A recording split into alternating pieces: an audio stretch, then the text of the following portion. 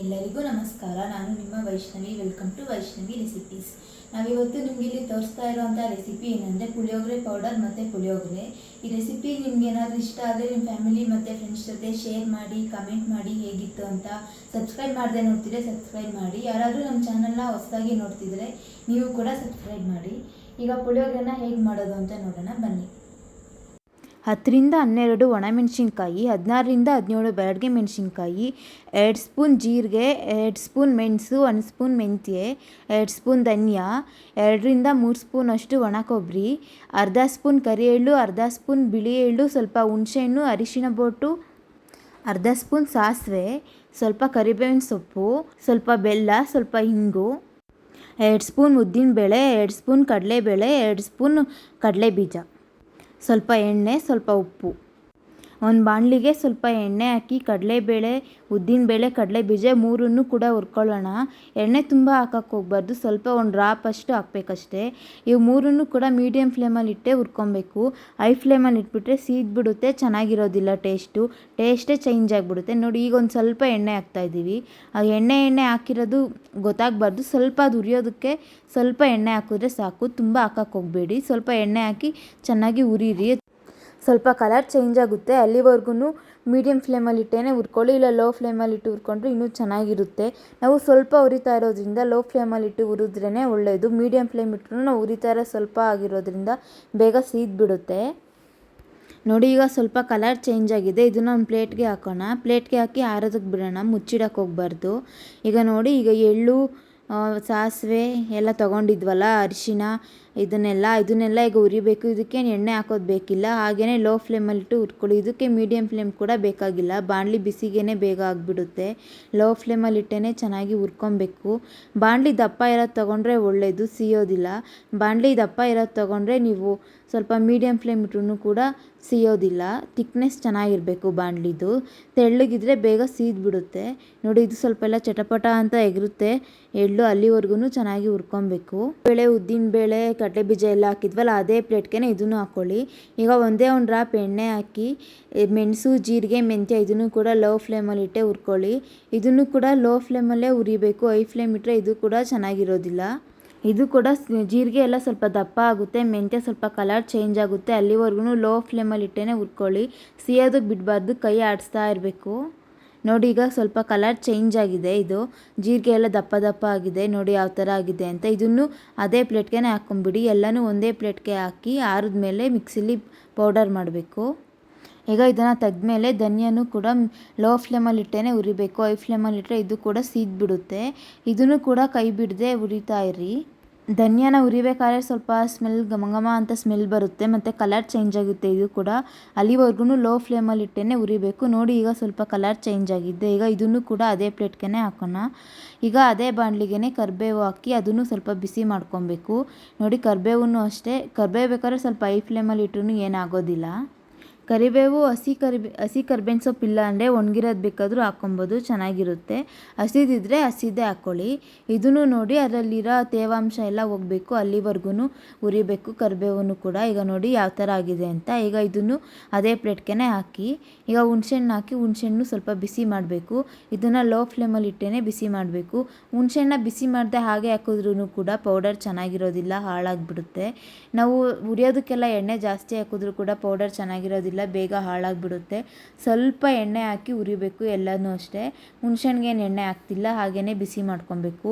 ಸ್ವಲ್ಪ ಹುಣಸೆಹಣ್ಣೆಲ್ಲ ಗಟ್ಟಿಯಾಗುತ್ತೆ, ಫ್ರಿಜ್ಜಲ್ಲಿ ಇಟ್ಟರೆ ಯಾವ ರೀತಿ ಆಗಿರುತ್ತೋ ಆ ರೀತಿ ಆಗುತ್ತೆ ಹುಣಸೆಹಣ್ಣು, ಅಲ್ಲಿವರೆಗೂ ಹುರಿಬೇಕು ಹುಣಸೆಹಣ್ಣ. ಸ್ವಲ್ಪ ಕೊನೆಯಲ್ಲಿ ಒಂಚೂರು ಎಣ್ಣೆ ಹಾಕಿ ಬಾಣಲಿ ಕಚ್ಕೊತಿರುತ್ತಲ್ಲ ಅದಕ್ಕೋಸ್ಕರ. ತುಂಬ ಏನು ಎಣ್ಣೆ ಹಾಕೋದು ಬೇಕಿಲ್ಲ ಹುಣಸೆಹಣ್ಣ ಹುರಿಬೇಕಾದ್ರೆ.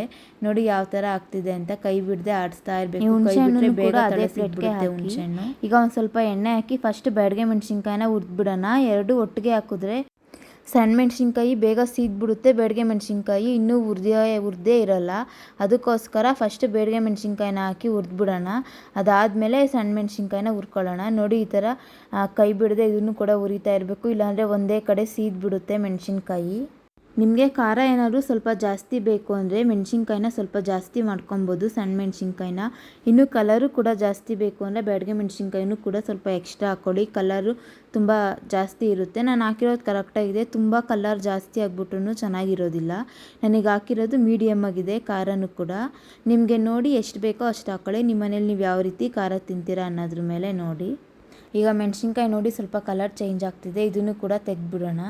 ಈಗ ಸ್ವಲ್ಪ ಎಣ್ಣೆ ಹಾಕಿ ಸಣ್ಣ ಮೆಣಸಿನ್ಕಾಯಿನ ಹುರ್ಕೊಳ್ಳೋಣ. ಸಣ್ಣ ಮೆಣಸಿನ್ಕಾಯಿನೂ ಕೂಡ ಸ್ವಲ್ಪ ಲೋ ಫ್ಲೇಮಲ್ಲಿಟ್ಟು ಹುರ್ಕೊಳ್ಳಿ. ಬೇಡಿಗೆ ಮೆಣಸಿನ್ಕಾಯಿಗೆ ಸ್ವಲ್ಪ ಮೀಡಿಯಮ್ ಫ್ಲೇಮ್ ಇಟ್ಟರು ಏನಾಗೋದಿಲ್ಲ, ಇದು ಬೇಗ ಸೀದ್ಬಿಡುತ್ತೆ. ಮೆಣಸಿನ್ಕಾಯಿನ ಹುರಿಬೇಕಾದ್ರೆ ಎಣ್ಣೆ ಹಾಕೋದ್ರಿಂದ ಘಾಟ್ ಬರೋದಿಲ್ಲ, ತುಂಬ ಘಾಟ್ ಬಂದು ಕೆಂಪು ಬರೋದೆಲ್ಲ ಆಗುತ್ತೆ. ಎಣ್ಣೆ ಹಾಕೋದ್ರಿಂದ ಆ ರೀತಿ ಆಗೋದಿಲ್ಲ. ನೋಡಿ ಸಣ್ಣ ಮೆಣಸಿನ್ಕಾಯಿ ಎಷ್ಟು ಬೇಗ ಕಪ್ಪಗಾಗ್ತಿದೆ ಅಂತ. ಈಗ ಅದಕ್ಕೇ ಒಣ ಕೊಬ್ಬರಿನೂ ಕೂಡ ಹಾಕಿ ಸ್ವಲ್ಪ ಫ್ರೈ ಮಾಡ್ಕೊಳ್ಳೋಣ. ಕೊಬ್ಬರಿನ ಹಾಗೆ ಹಾಕೋದಕ್ಕಿಂತ ಫ್ರೈ ಮಾಡಿ ಹಾಕೋದೇ ಚೆನ್ನಾಗಿರೋದು. ಹಾಗೇನೂ ಹಾಕ್ತಾರೆ ಫ್ರೈ ಮಾಡಿದೆ, ಆದರೆ ಅದೇನು ಅಷ್ಟು ಚೆನ್ನಾಗಿರೋದಿಲ್ಲ ಟೇಸ್ಟು. ಈ ಥರ ಸ್ವಲ್ಪ ಬಾಣಲಿಲಿ ಫ್ರೈ ಮಾಡಿ ಹಾಕಿದ್ರೆ ತುಂಬ ಚೆನ್ನಾಗಿರುತ್ತೆ ಟೇಸ್ಟು. ಕೊಬ್ಬರಿನೇನು ತುಂಬ ಹೊತ್ತು ಫ್ರೈ ಮಾಡೋಕ್ಕೆ ಹೋಗಬೇಡಿ, ಸ್ವಲ್ಪ ಮಿಕ್ಸ್ ಮಾಡಿ ಸ್ಟವ್ ಆಫ್ ಮಾಡಿಬಿಡಿ. ಈಗ ನೋಡಿ ಯಾವ ಥರ ಇದೆ ಅಂತ. ಎಲ್ಲನೂ ಒಂದೇ ಪ್ಲೇಟ್ಗೆ ಹಾಕಿದ್ದೀವಿ, ನೋಡಿ ಯಾವ ಥರ ಕ್ರಿಸ್ಪಿಯಾಗಿದೆ ಅಂತ. ಮೆಣಸಿನ್ಕಾಯಿನ ಮುರಿದ್ರೆ ಯಾವ ರೀತಿ ಕಟ್ಟಾಗ್ತಿದೆ ಅಂತ ನೋಡಿ ಯಾವ ಥರ ಇದೆ. ಈಗ ಇದಕ್ಕೆ ನಾವು ತೊಗೊಂಡಿರೋಂಥ ಬೆಲ್ಲ ಹಾಕಿ ಸ್ವಲ್ಪ ಹಿಂಗೆ ಹಾಕಿ ಒಂದು 1/4 ಟೀ ಸ್ಪೂನ್ಗಿಂತ ಕಮ್ಮಿನೇ ಹಾಕಿ, ಹಿಂಗು ಸ್ವಲ್ಪ ಮಾಡ್ತಿರೋದ್ರಿಂದ. ಬಿಸಿಲಿದ್ರೆ ಬಿಸಿಲಲ್ಲಿ ಇಟ್ಬಿಡಿ, ಬಿಸಿಲಿಲ್ಲ ಅಂದರೆ ಹಾಗೆ ಹಾಕಿ. ಬಿಸಿಲಲ್ಲಿಟ್ಟು ಪೌಡರ್ ಮಾಡೋದ್ರಿಂದ ತುಂಬ ದಿನ ಬಾಳಿಕೆ ಬರುತ್ತೆ, ಪೌಡರ್ ಬೇಗ ಹಾಳಾಗೋದಿಲ್ಲ. ಬಿಸಿಲಲ್ಲಿ ಇಡದೆ ಹಾಗೆ ಹಾಕಿದ್ರೆ ಬೇಗ ಗೂಡು ಕಟ್ಬಿಡುತ್ತೆ ಪೌಡರು. ನೋಡಿ ಹಿಂಗೂ ಸ್ವಲ್ಪ ಹಾಕ್ತಾಯಿದ್ದೀವಿ, ತುಂಬ ಏನು ಹಾಕ್ತಾಯಿಲ್ಲ. ನೋಡಿ ಈಗ ಇದನ್ನೆಲ್ಲ ಮಿಕ್ಸ್ ಮಾಡಿ ಒಂದು ಸ್ವಲ್ಪ ಹೊತ್ತು ಬಿಸಿಲಲ್ಲಿ ಇಟ್ಬಿಟ್ಟಿದ್ದೀವಿ ನಾವು.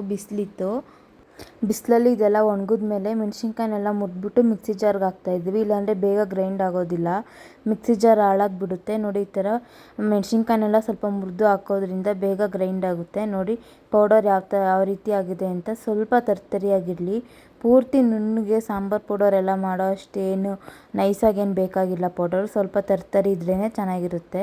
ಈಗ ಆ ಪೌಡರ್ನ ಒಂದು ಪ್ಲೇಟಿಗೆ ಹಾಕಿ ಸ್ವಲ್ಪ ಆರೋದಕ್ಕೆ ಬಿಡಿ. ಮಿಕ್ಸಿ ಜಾರಲ್ಲಿ ಪೌಡರ್ ಮಾಡಿರೋದ್ರಿಂದ ಸ್ವಲ್ಪ ಬಿಸಿ ಇರುತ್ತಲ್ಲ, ಇದು ಬಿಸಿ ಇರೋದೆಲ್ಲ ತಣ್ಣಗಾದ್ಮೇಲೆ ಒಂದು ಏರ್ಟೈಟ್ ಕಂಟೈನರ್ಗೆ ಹಾಕಿ ಟೈಟಾಗಿ ಕ್ಲೋಸ್ ಮಾಡಿ. ಇಷ್ಟೇ ಪುಳಿಯೋಗರೆ ಪೌಡರ್, ಇದಕ್ಕೆ ಒಗ್ಗರಣೆ ಏನು ಮಾಡ್ತಾಯಿಲ್ಲ ನಾವು. ಈಗ ಪುಳಿಯೋಗರೆ ಪೌಡರ್ ರೆಡಿಯಾಗಿದೆ. ಈಗ ಈ ಪೌಡರ್ನ ಬಳಸಿ ಪುಳಿಯೋಗರೆ ಹೇಗೆ ಮಾಡೋದು ಅಂತ ನೋಡೋಣ ಬನ್ನಿ. 5 ರಿಂದ 6 ಸ್ಪೂನಷ್ಟು ಪುಳಿಯೋಗರೆ ಪೌಡರ್, 1 ಗೆಡ್ಡೆ ಬೆಳ್ಳುಳ್ಳಿನ ಜಜ್ಜಿಟ್ಕೊಂಡಿದ್ದೀವಿ, ಸ್ವಲ್ಪ ಹುಣಸೆಹಣ್ಣು, 1 ಸ್ಪೂನ್ ಕಡಲೆಬೇಳೆ, 1 ಸ್ಪೂನ್ ಉದ್ದಿನಬೇಳೆ, 1 ರಿಂದ 3 ಸ್ಪೂನಷ್ಟು ಕಡಲೆ ಬೀಜ, ಮಾಡೋದಕ್ಕೆ ಒಂದು 100 ml ಅಷ್ಟು ಎಣ್ಣೆ, ಸ್ವಲ್ಪ ಒಣ ಕೊಬ್ಬರಿ, 1/4 ಟೀ ಸ್ಪೂನ್ ಜೀರಿಗೆ, 1/4 ಟೀ ಸ್ಪೂನ್ ಸಾಸಿವೆ, ಸ್ವಲ್ಪ ಕೊತ್ತಂಬರಿ ಸೊಪ್ಪು, 2 ಬ್ಯಾಡಗೆ ಮೆಣಸಿನ್ಕಾಯಿ, ಸ್ವಲ್ಪ ಕರಿಬೇವು, ಸ್ವಲ್ಪ ಬೆಲ್ಲ. ಈಗ ನಾವು ನೆನೆಸಿಟ್ಟಿರೋಂಥ ಹುಣಸೆ ಹಣ್ಣಲ್ಲಿ ಹುಣಸೆ ಹಣ್ಣನ್ನ ತೆಗೆದು ಹುಣಸೆ ಹುಳಿಗೆ ನಾವು ತೊಗೊಂಡಿರೋಂಥ ಪುಳಿಯೋಗರೆ ಪೌಡರು, ಒಣ ಕೊಬ್ಬರಿ, ಬೆಲ್ಲನ ಹಾಕಿ ಚೆನ್ನಾಗಿ ಮಿಕ್ಸ್ ಮಾಡ್ಕೊಬೇಕು. ಕೈಯಲ್ಲಿ ಈ ರೀತಿ ಕಲಸಿ ಸ್ವಲ್ಪ ನೀರು ಹಾಕಿ. ಈಗ ನೋಡಿ ಈಗ ಬಾಣಲಿಗೆ ಎಣ್ಣೆ ಹಾಕೋಣ. ಎಣ್ಣೆ ಹಾಕಿ ಎಣ್ಣೆ ಕಾಯ್ದಮೇಲೆ ಕಡಲೆ ಬೀಜನ ಫಸ್ಟು ತೇಲ್ಸ್ಕೊಂಡ್ಬಿಡೋಣ. ಕಡಲೆ ಬೀಜನೂ ಕೆಲವರು ಪುಳಿಯೋಗರೆ ಮಾಡಬೇಕಾದ್ರೆ ಹಂಗೆ ತೆಗೆಯೋದಿಲ್ಲ, ಒಗ್ಗರಣೆಲ್ಲೇ ಆ ಥರನೇ ಫಸ್ಟ್ ಕಡಲೆ ಬೀಜ ಹಾಕಿ ಹಾಗೆ ರೋಸ್ಟ್ ಮಾಡಿ ಹಾಗೆ ಮಾಡ್ತಾರೆ. ಅದು ಕಡಲೆ ಬೀಜ ಮೆತ್ತಗಿರುತ್ತೆ, ಅಷ್ಟು ಚೆನ್ನಾಗಿರೋದಿಲ್ಲ. ಕಡಲೆ ಬೀಜನ ಫಸ್ಟ್ ಈ ರೀತಿ ತೇಲ್ಸ್ಕೊಂಡ್ಬಿಟ್ರೆ ಚೆನ್ನಾಗಿರುತ್ತೆ. ಎಣ್ಣೆ ಬಿಸಿ ಆದಮೇಲೆ ಒಂದು ಕಡಲೆ ಬೀಜ ಹಾಕಿ ನೋಡಿದ್ರೆ ಸ್ವಲ್ಪ ಬಬಲ್ಸ್ ಬರುತ್ತಲ್ಲ, ಆಗ ಕಡಲೆ ಬೀಜನ ಹಾಕಿ ಲೋ ಫ್ಲೇಮು ಅಥವಾ ಮೀಡಿಯಮ್ ಫ್ಲೇಮಲ್ಲಿ ಇಟ್ಟು ಫ್ರೈ ಮಾಡ್ಕೊಳ್ಳಿ. ಇಲ್ಲಾಂದರೆ ಚೆನ್ನಾಗಿರೋದಿಲ್ಲ, ಸೀದ್ಬಿಡುತ್ತೆ. ಹೈ ಫ್ಲೇಮಲ್ಲಿ ಇಟ್ಟರೆ ಕಡಲೆ ಬೀಜ, ಆಗ ಟೇಸ್ಟ್ ಚೇಂಜ್ ಆಗಿಬಿಡುತ್ತೆ. ನೋಡಿ ಈಗ ಕಡಲೆ ಬೀಜ ಚೆನ್ನಾಗಿ ರೋಸ್ಟ್ ಆಗಿದೆ, ಗೋಲ್ಡನ್ ಕಲರ್ ಬಂದಿದೆ. ನೋಡಿ ಯಾವ ರೀತಿ ಇದೆ ಅಂತ. ಫುಲ್ ಸೀದಿಲ್ಲ, ಫುಲ್ ಬೆಳ್ಳಗೂ ಇಲ್ಲ, ಕರೆಕ್ಟಾಗಿ ಮೀಡಿಯಮ್ ಆಗಿದೆ. ಈಗ ಇದನ್ನು ಒಂದು ಪ್ಲೇಟ್ಗೆ ತೆಗೆದ್ಬಿಡೋಣ. ಪ್ಲೇಟ್ಗೆ ತೆಗೆದ್ಮೇಲೆ ಒಂದು 2 ಸೆಕೆಂಡ್ ಬಿಟ್ಬಿಟ್ಟು ಸಾಸಿವೆ ಮತ್ತು ಜೀರಿಗೆ ಹಾಕೋಣ. ಬೇಗ ಆಗಲೇ ಹಾಕ್ಬಿಟ್ರೆ ಎಣ್ಣೆ ಸ್ವಲ್ಪ ಬಿಸಿ ಕಮ್ಮಿ ಇರುತ್ತೆ. ನಾವು ಕಡಲೆಬೀಜ ತೆಗೆದ್ಮೇಲೆ ಸಾಸಿವೆ ಮತ್ತು ಜೀರಿಗೆ ಚಟಪಟ ಅನ್ನೋದಿಲ್ಲ, ಅದಕ್ಕೋಸ್ಕರ. ಇವಾಗ ಸಾಸಿವೆ ಮತ್ತು ಜೀರಿಗೆ ಹಾಕಾದ್ಮೇಲೆ ಕಡಲೆಬೇಳೆ ಮತ್ತು ಉದ್ದಿನಬೇಳೆ ಎರಡನ್ನೂ ಒಟ್ಟಿಗೆ ಹಾಕಿ ಅದನ್ನು ಲೋ ಫ್ಲೇಮಲ್ಲಿ ಇಟ್ಟೇ ಫ್ರೈ ಮಾಡ್ಕೊಬೇಕು, ಇಲ್ಲಾಂದರೆ ಚೆನ್ನಾಗಿರೋದಿಲ್ಲ. ಇದನ್ನು ಕೂಡ ಗೋಲ್ಡನ್ ಕಲರ್ ಬರೋವರೆಗೂ ಲೋ ಫ್ಲೇಮಲ್ಲಿಟ್ಟು ಫ್ರೈ ಮಾಡ್ಕೊಳ್ಳಿ. ನೋಡಿ ಈಗ ಸ್ವಲ್ಪ ಗೋಲ್ಡನ್ ಕಲರ್ ಬರ್ತಿದೆ. ಈಗ ಇದಕ್ಕೆ ಕರಿಬೇವು, ಬ್ಯಾಡಗೆ ಮೆಣಸಿನ್ಕಾಯಿ, ಬೆಳ್ಳುಳ್ಳಿ ಎಲ್ಲ ತೊಗೊಂಡಿದ್ವಲ್ಲ ಅದನ್ನು ಹಾಕಿ ಅದನ್ನು ಕೂಡ ಇದೇ ರೀತಿ ಫ್ರೈ ಮಾಡ್ಕೊಳ್ಳಿ. ಬೆಳ್ಳುಳ್ಳಿ, ಕರ್ಬೇವಿನ ಸೊಪ್ಪು ಎಲ್ಲ ಹಾಕಿದಾಗ ಸ್ವಲ್ಪ ಸಿಡಿಯುತ್ತೆ ಎಣ್ಣೆ, ಹುಷಾರು. ನೋಡಿ ಇದು ಸ್ವಲ್ಪ ಕಲರ್ ಚೇಂಜ್ ಆಗಿದೆ. ಈಗ ಇದಕ್ಕೆ ಹುಣಸೆ ಹುಳಿಲಿ ಪುಳಿಯೋಗರೆ ಪೌಡರ್ನ ಕಲಸಿಟ್ಟಿದ್ವಲ್ಲ ಅದನ್ನು ಹಾಕೋಣ. ಹಾಕ್ಬಿಟ್ಟು ಅದಕ್ಕೆ ಸ್ವಲ್ಪ ನೀರು ಹಾಕ್ಬಿಟ್ಟು ಚೆನ್ನಾಗಿ ಮಿಕ್ಸ್ ಮಾಡ್ಕೊಳ್ಳೋಣ. ನೀರು ಹಾಕ್ಬೇಕು ಇದಕ್ಕೆ. ಒಗ್ಗರಣೆಯಲ್ಲಿ ಪುಳಿಯೋಗರೆ ಪೌಡರ್ನ ಹಾಕಿ ಕೂಡ ಮಾಡ್ಬೋದು, ಆದರೆ ನಾವು ಈ ಥರ ಪುಳಿಯೋಗರೆ ಪೌಡರ್ ಮನೆಯಲ್ಲೇ ಮಾಡೋದಕ್ಕೆ ಈ ಥರ ಮಾಡಿದ್ರೇ ಚೆನ್ನಾಗಿರುತ್ತೆ. ಆ ಥರ ಏನಷ್ಟು ಚೆನ್ನಾಗಿರೋದಿಲ್ಲ. ಆ ಥರನೂ ಮಾಡ್ತಾರೆ, ಆ ಥರನೂ ಮಾಡ್ಬೋದು. ಆದರೆ ಈ ಪುಳಿಯೋಗರೆ ಪೌಡರ್ನ ಈ ಥರ ಮಾಡಿದ್ರೇ ಚೆನ್ನಾಗಿರುತ್ತೆ. ಈಗಲೇ ರುಚಿಗೆ ತಕ್ಕಷ್ಟು ಉಪ್ಪು ಹಾಕಿ ಚೆನ್ನಾಗಿ ಕುದಿಸ್ಬೇಕು ಪುಳಿಯೋಗರೆ ಪೌಡರ್ನ. ಇದು ಹುಣಸೆ ಹುಳಿಲಿ ಹಾಕಿದ್ಮೇಲೆ ಒಗ್ಗರಣೆಗೆ ಹಾಕಿದ್ರೆ ಒಂಥರ ಟೇಸ್ಟ್ ಚೇಂಜ್ ಇರುತ್ತೆ. ಅಡುಗೆ ಭಟ್ರೆಲ್ಲ ಪುಳಿಯೋಗರೆ ಮಾಡಬೇಕಾದ್ರೆ ಅವರು ಕೂಡ ಈ ಥರನೇ ಹುಣಸೆ ಹುಳಿಲಿ ಕಲಿಸ್ಬಿಟ್ಟು ನೀರು ಹಾಕ್ಬಿಟ್ಟೇ ಮಾಡೋದು, ಒಗ್ಗರಣೆಗೆ ಹಾಕೋದಿಲ್ಲ. ನೋಡಿ ಈಗ ಚೆನ್ನಾಗಿ ಕುದೀತಿದೆ, ಸೈಡಲ್ಲಿ ಎಣ್ಣೆ ಎಲ್ಲ ಬಿಟ್ಟಿದೆ. ಈಗ ಇದಕ್ಕೆ ಕೊನೆಯಲ್ಲಿ ಸ್ವಲ್ಪ ತುಪ್ಪನ ಹಾಕಿ ಸ್ಟವ್ ಆಫ್ ಮಾಡಿಬಿಡೋಣ. ತುಪ್ಪ ಹಾಕೋದ್ರಿಂದ ಟೇಸ್ಟ್ ಚೆನ್ನಾಗಿರುತ್ತೆ. ತುಪ್ಪ ಬೇಡ ಅಂದರೆ ಸ್ಕಿಪ್ ಮಾಡ್ಕೊಬೋದು, ಹಾಕಿದ್ರೆ ತುಂಬ ಚೆನ್ನಾಗಿರುತ್ತೆ ಟೇಸ್ಟ್. ಅದಕ್ಕೋಸ್ಕರ ಸ್ವಲ್ಪ ಹಾಕ್ತಾಯಿದ್ದೀವಿ, ತುಂಬ ಏನು ಹಾಕಿಲ್ಲ. ಕೊನೆಯಲ್ಲಿ ಕೊತ್ತಂಬರಿ ಸೊಪ್ಪು ಹಾಕಿ ಮಿಕ್ಸ್ ಮಾಡ್ಕೊಂಬಿಡೋಣ. ಇಷ್ಟೇ ಪುಳಿಯೋಗರೆ ಗೊಜ್ಜು ರೆಡಿಯಾಗಿದೆ. ಈಗ ಈ ಗೊಜ್ಜಿಗೆ ಅನ್ನನ ಹಾಕಿ ಮಿಕ್ಸ್ ಮಾಡಿದ್ರೆ ರೆಡಿ ಆಯಿತು ಪುಳಿಯೋಗರೆ. ಇಷ್ಟೇ ನೋಡಿ, ಎಷ್ಟು ಸಿಂಪಲ್ಲಾಗಿ ಆಗುತ್ತೆ, ಮನೆಯಲ್ಲೇ ಎಷ್ಟು ಈಸಿಯಾಗಿ ಮಾಡ್ಕೊಬೋದು ಅಂತ. ನೋಡಿ ಕಲರ್ ಕೂಡ ಎಷ್ಟು ಚೆನ್ನಾಗಿದೆ ಪುಳಿಯೋಗರೆ.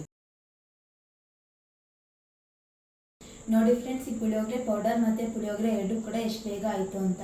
ಒಂದ್ಸರಿ ಟ್ರೈ ಮಾಡಿ ನೋಡಿ. ನಿಮ್ಗೆ ಏನಾದರೂ ಇಷ್ಟ ಆದರೆ ನಿಮ್ಮ ಫ್ಯಾಮಿಲಿ ಮತ್ತು ಫ್ರೆಂಡ್ಸ್ ಜೊತೆ ಶೇರ್ ಮಾಡಿ. ಹೇಗಿತ್ತು ಅಂತ ಕಮೆಂಟ್ ಮಾಡಿ. ನಿಮ್ಗೆ ಇನ್ನೂ ಬೇರೆ ಯಾವ ರೆಸಿಪಿ ಬೇಕು ಅಂತಲೂ ಕಮೆಂಟ್ ಮಾಡಿ ಕೇಳಿ, ಖಂಡಿತ ತಿಳಿಸ್ಕೊಡ್ತೀವಿ. ನಿಮ್ಮ ಸಪೋರ್ಟ್ ಯಾವಾಗಲೂ ನಮಗೆ ಇದೇ ರೀತಿ ಇರಲಿ. Thank you.